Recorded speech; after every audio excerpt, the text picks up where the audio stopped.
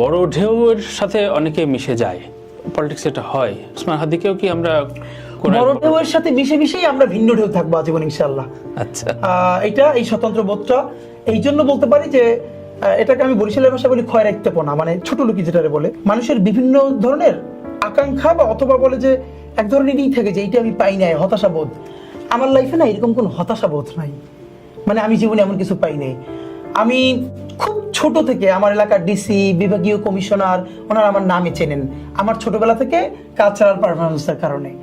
আমার পরিবারের সম্মান আল্লাহ আমাকে, এবং এটুকুন শুধু বলি যে এটা কিছুদিন আগে দেখলাম নীলা ইসরাফিল উনি একটা লাইভ করে বললেন যে যেই হাদি 30 টাকার ডাল খেত, নুন ভাত খেত, সে এখন এই কথা বলে।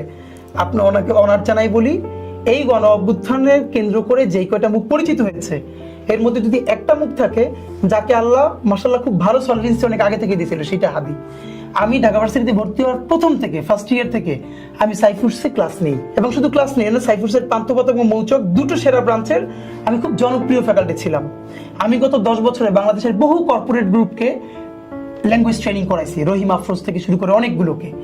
আমি প্রতি বছর বাংলাদেশের অনেকগুলো শিক্ষা প্রতিষ্ঠানে ল্যাঙ্গুয়েজ ট্রেনিং করাই, টিচার্স ট্রেনিং করাই 5 দিন 7 দিন ব্যাপী, স্পোকেন, ফনেটিক্স, প্রেজেন্টেশন।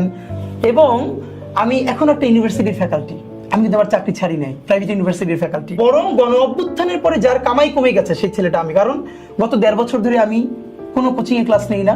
আমি স্পেশাল আইএলটিএস এর রিডিং ব্যাচ পড়াইতাম, এটা টাফ মডিউল এবং এটা ভালো আর্ন করা যায়, আমার সেটা বন্ধ হয়ে গেছে। ইভেন আমার, এবং আলহামদুলিল্লাহ আমি আপনাকে বলি যে আমার ফ্যামিলি সবাই খুব রিচ না, কিন্তু সবার মাশাআল্লাহ এত একটা ভালো সেটেল লাইফ আছে। আমি অনেকদিন কিছু না করলে ইনশাআল্লাহ আমার বাজার বন্ধ হবে না।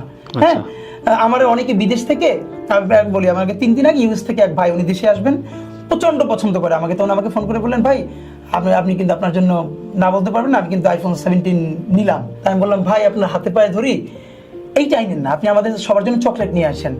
আমার যদি এটা দরকারি হয়, আমার ভাই সে ইন্টারন্যাশনাল মেডিকেল ট্যুরিজম করে, প্রতি মাসে সে 2টা ট্রিপ বিদেশে যায়। কি হয়েছে আমি আপনার মজার বলি, সে আমার বিয়েতে আমার একটা অনেক দামি ওয়ালেট দিছিল।